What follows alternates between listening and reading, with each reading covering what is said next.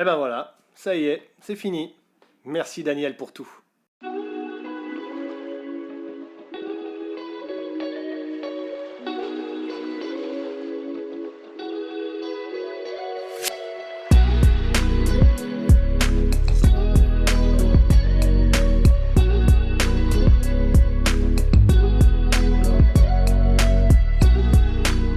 Bonjour à tous et bienvenue pour cette toute nouvelle vidéo, j'espère que vous allez bien. Moi écoutez, ça va plutôt tranquillou. Et aujourd'hui on va parler du dernier James Bond, Mourir peut attendre.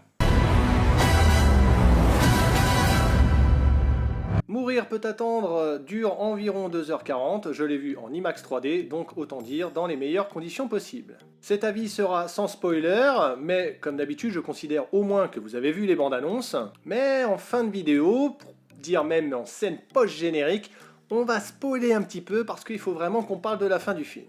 Mourir peut attendre est le 25e film de la saga James Bond, l'agent 007 du MI6, des services britanniques.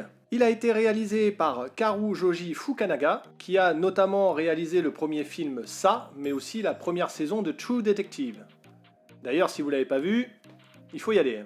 Et la musique est composée par Mr. Hans Zimmer. En 25 films, James Bond a été joué par 6 acteurs, et aujourd'hui ce film clôture l'ère Daniel Craig, qu'on a pu voir dans À couteau tiré, Millennium, et qui s'est même payé le luxe de faire un petit caméo dans Star Wars épisode 7.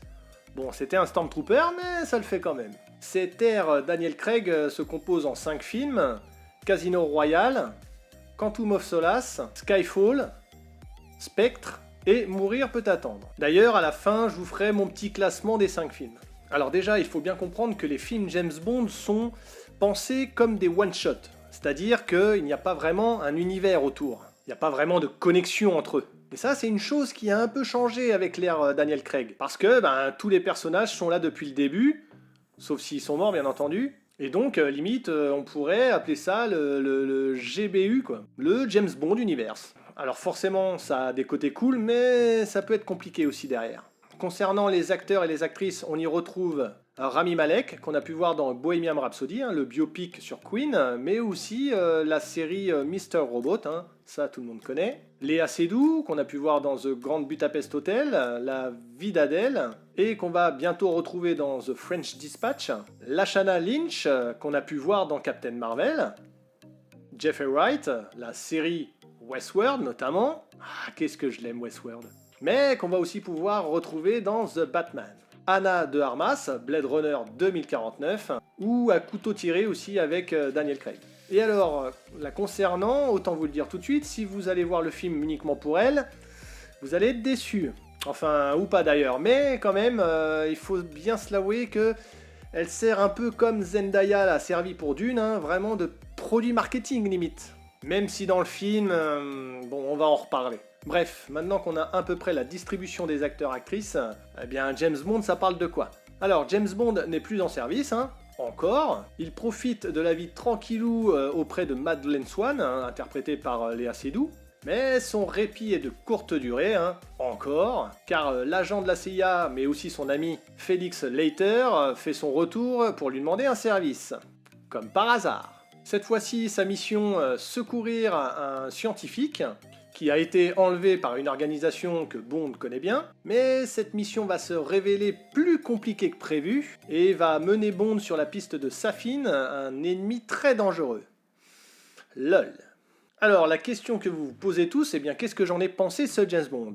Alors déjà, il faut savoir que moi je suis un grand fan de la saga James Bond, que ce soit en film ou en jeu vidéo. On pense tous à GoldenEye sur Nintendo 64. Je sais que vous y pensez. Mais par contre, je n'ai lu aucun roman. Moi, je ne suis pas un grand lecteur, vous le savez. Je me suis quand même mis au comics, c'est déjà pas mal. Daniel Craig est pour moi le meilleur interprète de James Bond, même si j'avoue que Pierce Brosnan était aussi très bon. Daniel Craig, il est un cran au-dessus quand même.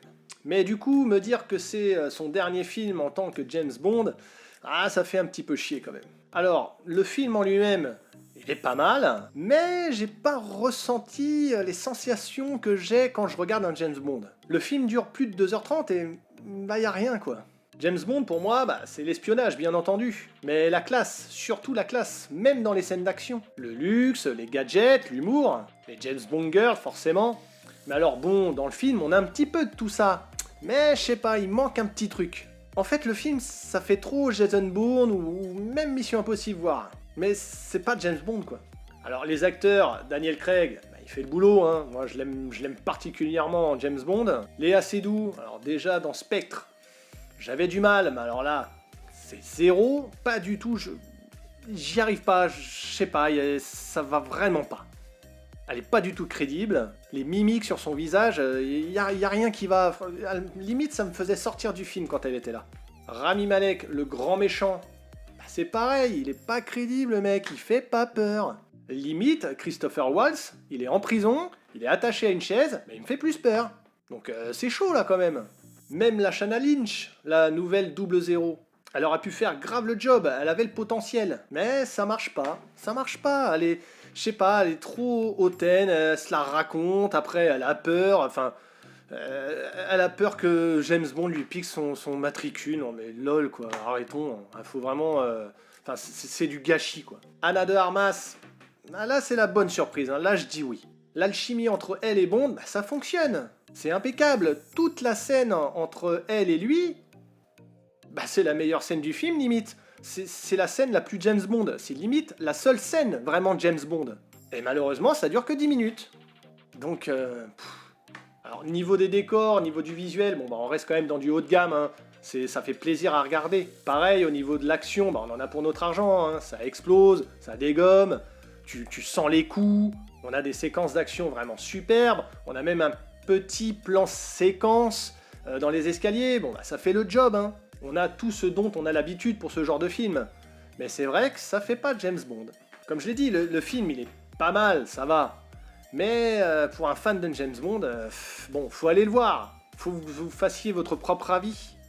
Mais je pense... Alors si c'est comme moi, je pense que vous allez être déçus. D'ailleurs, je suis curieux, laissez-moi en commentaire votre sensation par rapport à ce film. Si vraiment ça vous fait penser à un James Bond ou si comme moi, pas du tout. Voilà, c'est compliqué d'aller plus loin sans vraiment spoiler. Donc je vous cache pas que j'ai été très déçu par le film. C'est dommage, hein, je sais pas ce qu'ils ont voulu faire. À mon avis, ils ont voulu casser les codes. Hein, et en ce moment, on aime bien casser les codes des films. Mais ça marche pas pour moi. Bref, mon classement pour l'ère Daniel Craig... Eh bien, en première position, on a Casino Royale, ensuite Skyfall, ensuite Spectre, ensuite Mourir peut attendre, et dernier, Quantum of Solace, parce que faut pas non plus rigoler. Donc vous le voyez, il est pas bien positionné, alors c'est pas un mauvais film, mais c'est pas un bon James Bond. Même Spectre, qui était en dessous, ben, quand même, au moins tu ressentais le James Bond. Donc c'est pour ça qu'il est au-dessus de Mourir peut attendre.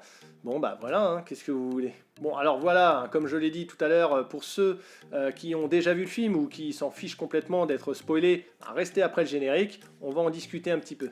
Voilà, c'est tout pour cette vidéo, j'espère qu'elle vous aura plu. Si c'est le cas, bah, lâchez le pouce en l'air. Si c'est pas le cas, bah, on met le pouce en bas, tant pis pour moi.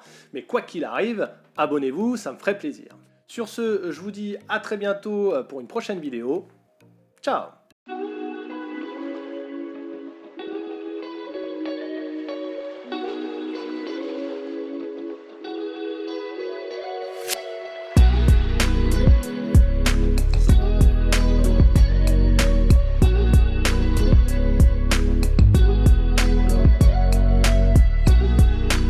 Bon, c'est bon là, il reste plus que ceux qui ont vu le film ou qu'on en a rien à foutre. La mort de James Bond. En 25 films, il n'est jamais mort et là il nous le tue. Va falloir m'expliquer là, je comprends pas.